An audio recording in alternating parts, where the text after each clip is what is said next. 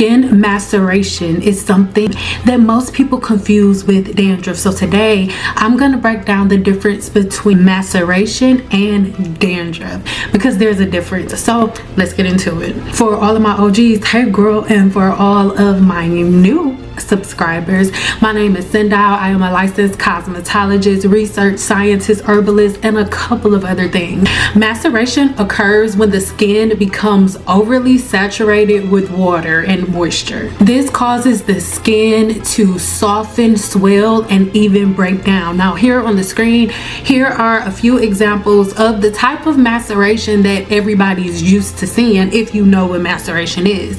Here on the screen, this is what maceration looks like on the skin, on the feet. You know, like if you're in the pool for a really long time, or if you're in water for a really long time, and then your skin starts to change colors, your fingers or whatever starts to wrinkle, those are the beginning stages of maceration, right? Well, guess what? A lot of people like to disconnect the skin on their scalp from the rest of their body, but the same way that you can get maceration on your hands and your feet, you can also get it on your scalp. And most people think that the maceration that they have on their scalp is dandruff, and it's not true.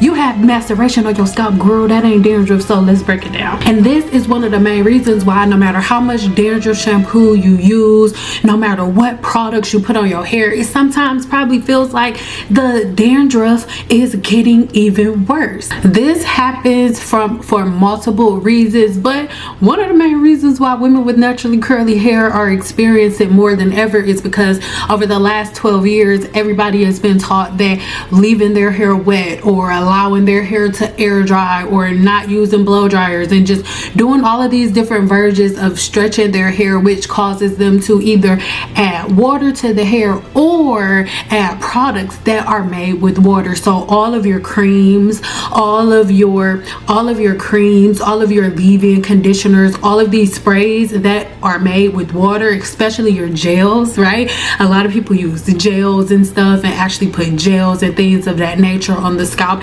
even edge control on the scalp. These are all different things that can lead to the maceration of the scalp. Even if you don't necessarily put a bunch of products on the scalp, or water-based products on the scalp, if you are a person who sweats a whole lot in your hair, plus you do the whole wash and go thing, or plus you leave your hair wet the majority of the time, or you wear your hair in twists all the time, and most people that put in twists, even if you dry your hair first, if you dry your hair and then use a bunch of gels and creams and stuff that have water in it, it's going to revert right back, and then you'll be right back in that same scenario. That is something that leads to the maceration of the scalp, right? Because these water-based products that you're putting on the scalp add an extra layer of moisture to the scalp. Another cause is wearing tight hats, helmets, bonnets, scarves, or wigs or braids, right? So anything that you do that puts a lot of tension on the scalp is going to cause the skin to stretch. You got to think about it. If you get really tight braids in your scalp, the reason that it looks like this with all of those bumps and it looks like it's being stretched to forever is because it is being stretched to forever. So the more you stretch the scalp, right, and plus you're adding all of these different oils and butters that are feeding the natural flora that lives on the scalp, link in the description box below, right? And then what ends up happening is you just create this environment that is going to slowly break down that skin. It's slowly going to break down that skin on your scalp. So what are some symptoms, right? What are some symptoms of scalp maceration, so you can know if whether or not this is something that you may have, and knowing the difference between the maceration and dandruff, because most people can't get the dandruff under control because you don't have dandruff, you have maceration. Soft, white, or pale skin on the scalp that peels really easily. Like you can go like this on the skin on your scalp and it just peels off. You can just peel it off. You are at the beginning stages of the maceration of the skin on your scalp. skin may appear soft and wrinkly, maybe even a little pruned. Most of the time that just happens like on the skin. It doesn't really happen as much on the scalp because the scalp is a little too tight for wrinkles. Possible irritation or discomfort of the scalp, like the redness, and sometimes it's like really sensitive to touch, especially when your hair is wet. You may notice even more sensitivity to your follicle when the hair is wet. And then lastly, you're going to be extremely susceptible to different types of scalp and follicle infections. Remember, I told you there are over 900 different forms of yeast and bacteria that make the human scalp their home. So by you weakening this layer of your skin, and by you making it softer and weaker, and by you keeping those pores of your skin open, you literally just leave the door wide open for any form of yeast and bacteria to not only come in, but you're then also putting oils and butters on the scalp thinking that you have dry scalp, but all you're really doing is feeding that yeast and that bacteria that lives there, which makes it even worse. And we're going to talk about how that leads to a bunch of different scalp infections in a minute. Stay with me. This will result in peeling and really flaky skin, right? Once that dries a little bit, right, even if you do leave your hair, you know, wet, or you a person who allows your hair to air dry and that's like your thing, you will notice like as it dries, then you get a lot more flakes, and most people mistake that for dandruff. And now that we've talked about maceration, let's talk about dandruff so you can know the difference between dandruff and maceration. Now, remember, the cause of the maceration was overexposure to moisture on the skin, whereas when we're talking about dandruff is an overgrowth of the yeast that we talked about in this video. The overgrowth of this yeast or different forms of stress that causes your body to release the stress hormone cortisol, that in return causes the body to produce way more sebum than normal, actually causing and as a result, dandruff happens because as the sebaceous gland is producing way too much sebum, what happens is there then becomes an overgrowth of different forms of yeast and bacteria of these mites and of these Demodex mites. And when these Demodex mites begin to overgrow, when you begin to overproduce sebum within the scalp, then you are directly affecting your natural hair growth cycle by an overgrowth of this yeast. And once this yeast overgrows, what it does, it ends up throwing your natural skin cell turnover cycle off, because every 28 days the skin cells on your scalp, they die off, and then new skin cells make their way up with a little bit more hair. And this is how your body renews itself, gets rid of all of that old skin and things of that nature. So if something happens where you have an overgrowth of yeast, which then again, like I said, triggers cortisol, which then triggers the sebum to be released, and then not only do you have an overgrowth of yeast, but you start feeding all of the other forms of bacteria that live on your scalp that feed off of your natural sebum, right? So it is just like a monster thing, right? But dandruff is a mild version of seborrheic dermatitis, and seborrheic dermatitis is excessive eczema, right?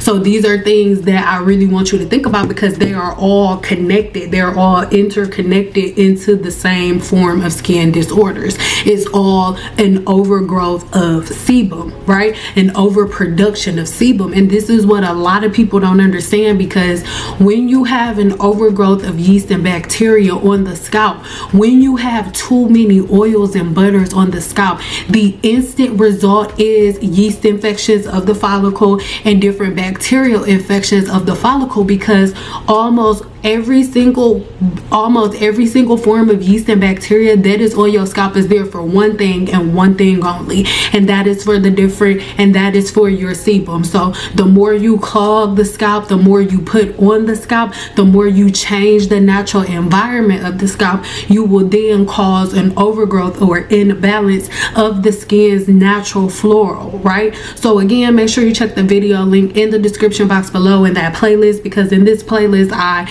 break down all of the different types of bacteria that are living on your scalp, and we have so many more to go. I think I've done like 6 so far. You may also notice, right, that you may have different sensitivity to different hair products.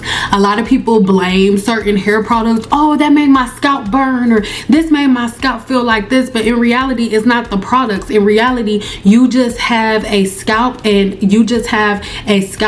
layers of your scalp that are slowly breaking down and deteriorating because of your practices. And because your scalp is already weak and fragile due to your practices, you'll be like, oh my god, I used this product and it irritated my scalp. It wasn't the product, it was you and your practices. Because it's like the whole thing with Olaplex and the people trying to sue Olaplex. Nobody used, the people who were trying to sue Olaplex, none of them used the product right. A lot of people were sleeping in the product, overusing the product, sitting the products on the scalp, and then in return they were getting different forms of maceration, dandruff, seborrheic dermatitis, all of these different things, because molecules like Olaplex's molecule are not meant to sit on the scalp, because they then cause certain forms of maceration. Now, when we're talking about the symptoms of dandruff versus hair shaft versus the scalp's maceration,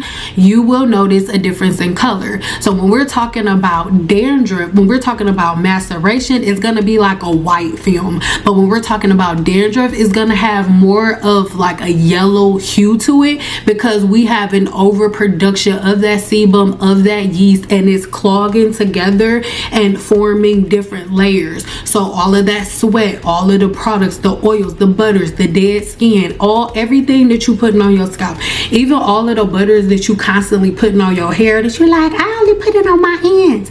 When you lay down, it's all one unit, right? So these are things that you have to think about. But that yellow tint is the difference between the maceration and the dandruff. A lot of times when you have maceration, you're really just gonna notice it on the scalp. But then if it's dandruff, you'll also notice that the flakes go throughout your scalp and like all throughout your hair. With the dandruff, it's throwing the hair growth cycle off. Instead of it being every 28 days, it's like every 7 days, right? Whereas with maceration, the follow is definitely, it will throw off the skin cell turnover cycle, but more than that, the skin is literally just dying. Like, it's not even mattering about the skin cell turnover cycle and nerves. Like, literally the flesh is slowly dying away before the new skin could even make its way up. That's why on pictures like this, some of the skin under it is red, because the new skin hasn't even had a chance to come up.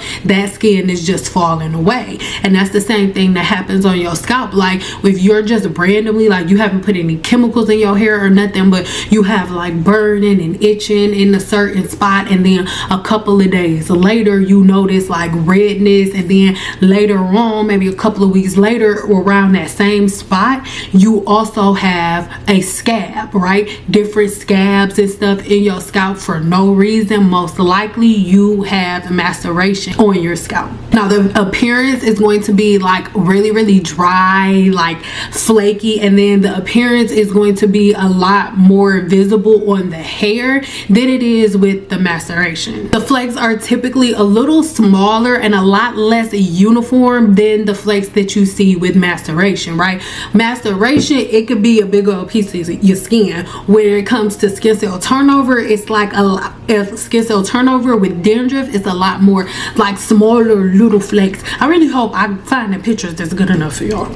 So with maceration, consider like different activities. So are you a person who's going swimming on a regular basis, and you just getting out of the water and not washing your hair or nothing, just letting it air dry, and then you're noticing different flakes and things of that nature to your scalp? Most likely you are a person who suffered from maceration. And the same thing, if you're a person who's always leaving your hair wet, your hair is air drying and it's taking 5 or 6 days to dry. Most women who allow their hair to air dry are also also women who think that they have dandruff, where in reality you don't have dandruff. You have scalp maceration that is causing your follicles to your skin to slowly die off. Maceration is going to feel like soft, mushy, like really wet, soggy skin, right? Like it's soggy to touch, whereas dandruff is going to be more so on like the drier side. When it comes to the dandruff, you're not really seeing the dandruff until your scalp dries. With the dandruff, it's like you'll look like, oh, my scalp is healthy, yeah, and then once you dry your hair, then it shows up. Whereas maceration, you see that white on your scalp as soon as your hair gets wet. And a lot of times with maceration, you can see the whiteness on your scalp before your hair, before you even put the shampoo in your hair. Whereas, like I said, dandruff feels a lot more normal. It just feels like your normal dry skin that's not really showing up until your hair is dry. Now, maceration can happen very, very quickly after prolonged water exposure. It can happen over a long day of your scalp being wet too long, right? It can happen rather quickly, whereas dandruff, it kind of happens over a prolonged time if you constantly adding oils and butters and greases to the scalp and you feeding that yeast and bacteria on the scalp. The more you feed it, the more it colonizes, and then it ends up causing stress to the follicle. Your body sends a signal. The same women who say, oh, my grandma and my mama been greasing my scalp since I was a little girl, also has to use sulfur 8 shampoo, and also always uses dandruff shampoo and complains of having dry scalp. And that is because greasing and oiling the scalp is the fastest way to have dry scalp. The more oils and butters you put on the scalp, the drier your scalp will be. Now, your maceration will be more so isolated to the area that experiences the most moisture, whereas when we're talking about dandruff is going to be over the majority of your head because it's a lot easier for the yeast and the bacteria to spread all over your scalp. Because remember, it can get on your eyebrows, on your face, and everywhere else, because dandruff is something that affects the sebaceous glands and not just the skin. The macerate, it affects all of the sebaceous glands, so it's going to be an infection of all of your hair follicles, versus maceration being like that first layer of skin, sometimes the second one, depending on how long you leave it wet, but that's more like them. You better not be like that. Remember, it can spread to other sebaceous areas like the eyebrows, the nose, and behind the ears. So dandruff and maceration are they're different from that sense. So managing each condition is really easy. To avoid maceration, you just want to make sure that as soon as you get done washing your hair, as soon as you get done shampooing and conditioning your hair, you add your leave-in conditioner, whatever your styling aid is, and then dry your hair. Dry your scalp. Do not walk outside with wet hair unless you want a broken down scalp. Yes, make sure your hair and scalp is thoroughly dry before you walk away. There's no, oh, I washed it and I let it dry later. Like, it doesn't take that long. Maceration doesn't take weeks. It doesn't take days. It doesn't take months. Maceration can happen within that first day, the same way that if you sit in the bathtub for 2 hours, your skin will be at the beginning stages of maceration. That is what that little wrinkly feel that you have on your fingers when you've been in the bath for a long time. Yeah, it's just like that. And I need you to think about it. Y'all hair and y'all scalp is wet way longer than the time that you're spending in the bathtub. So reduce the time of wearing like wet covers or wet enclosures, right? So if you're wearing hats and scarves and things of that nature, anything that is causing you to sweat a lot under your hat and things of that nature, you want to really minimize the time frame that you are having different things on your hair that cause you to sweat. Even like hair extensions and weaves, right? When I was standing behind the chair, everyone was not a candidate for a weave, and that's something that a lot lot of women don't want to hear, because when you see people doing something on social media, you automatically want to jump on board, and you like, if they could do it, I could do it too. But no, you can't. A lot of people who, like, if you really sweat a whole lot in your scalp, a weave is not going to be a good option for you, because it's going to do more harm than good. You'll have excessive maceration on your scalp by the time you take the weave out, and instead of you having healthier hair follicles, you actually have weaker hair follicles when you take the weave out, which is why some people can grow inches when they got a weave, and other people losing a bunch of inches and be bald head skiddle-diddles when they take the weave out. You really have to know yourself. Shameless plug, that's why you should all be a part of my 7-day challenge, because in my 7-day challenge I teach you how to master your scalp's profile, learning your sebum level, your natural skin cell turnover cycle, if whether or not you have a super duper active, low, or really high sebaceous gland, like the level that the sebum is being released, right, and how to manage it, how to increase it or decrease it if you need to, and so many other things, right? So if you want to be like them, then make sure you sign up for the 7-day challenge. Proper ventilation, so make sure you allow the scalp to breathe. Just like my hair, I have a few tracks in my hair, but I don't put like weaves in my hair during the summer months, because right now in Vegas it is over 100 degrees, and if I have a weave in my hair, I'm definitely going to have the maceration and dandruff on my scalp, because I'm gonna sweat up under here and the bacteria is going to overgrow. That's another reason that I recommended this product to you, so you can control it, right, and make sure you're killing that bacteria, right? Even when I have extensions, some people may think this crazy, but when I have extensions in, I wash my hair every week still, because I don't want any bacteria to grow and colonize. They cannot make a home on my head.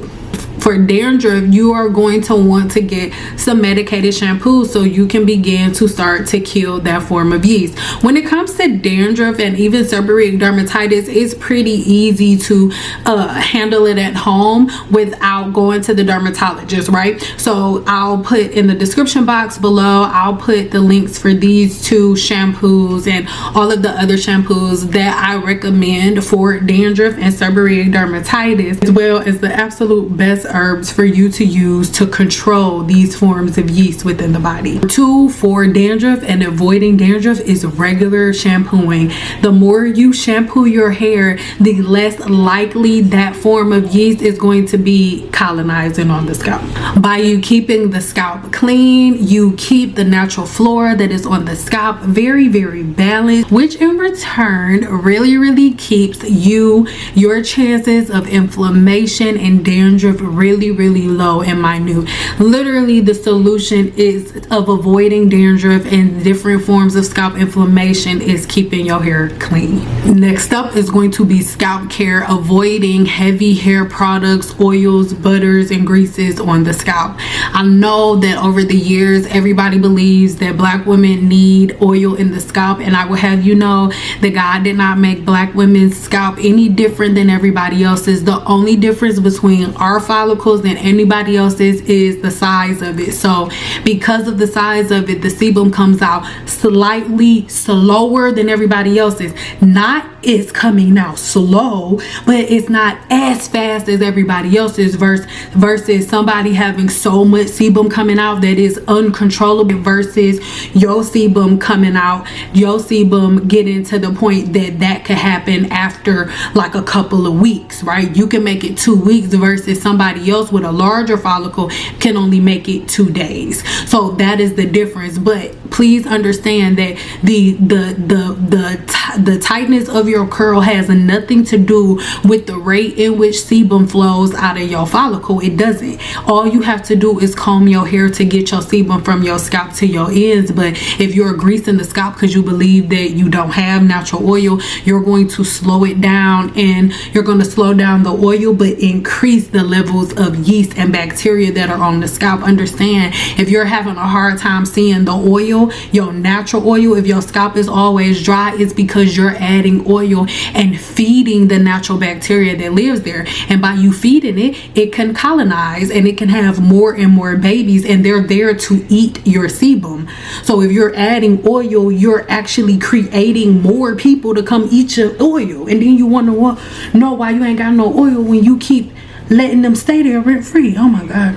Understanding the difference between maceration and dandruff will be the difference between a healthy hair growth cycle. It'll be the difference between a product working. It'll be the difference between a shampoo fixing your problem and your diet or patterns and routines fixing your problem. So it is imperative that you know the difference between dandruff and maceration, because it is a huge difference. And most people are trying to get rid of dandruff and they don't have dandruff, they have maceration. And most people are trying to get rid of the maceration, but they don't have maceration, they have dandruff. So by you understanding both of these, then you can break everything down and see where most of the confusion come from. Most people don't know what they're talking about, right? Most people, especially, like, I am a cosmetologist and I didn't learn any of this in cosmetology school. So let's be real, let's keep it 100. Not every cosmetologist or braider understands scalp infections, right? You have to go to school and become a trichologist to understand how to treat and how to diagnose different scalp and follicle infections. That's what trichology is. You don't learn the things that you learn when you go to school for trichology. You do not learn that in cosmetology school. So even though, yeah, there are certain cosmetologists that are really, really smart as it pertains to scalp infections, when you see a person who's a licensed cosmetologist going back and forth with somebody about whether or not oils and butters go on the scalp and if whether or not they cause different scalp and follicle infections, they're not really educated enough to talk on that subject. I know when I was only a cosmetologist, I was not educated enough to have a comment on that topic. So remember to use your hair products in moderation to avoid the buildup on the scalp. Remember, any product that has water in it can make the skin's barrier weaker, right? If water is water, whether it's a little drip drop in it, it doesn't matter. Water is water and it will make your hair, it will make the skin a little weaker. And be careful of the oils and butters on the scalp, because it will feed that yeast and bacteria that is there causing an overgrowth, which in return causes dandruff. Be sure to choose non-comedogenic products when you are styling your hair,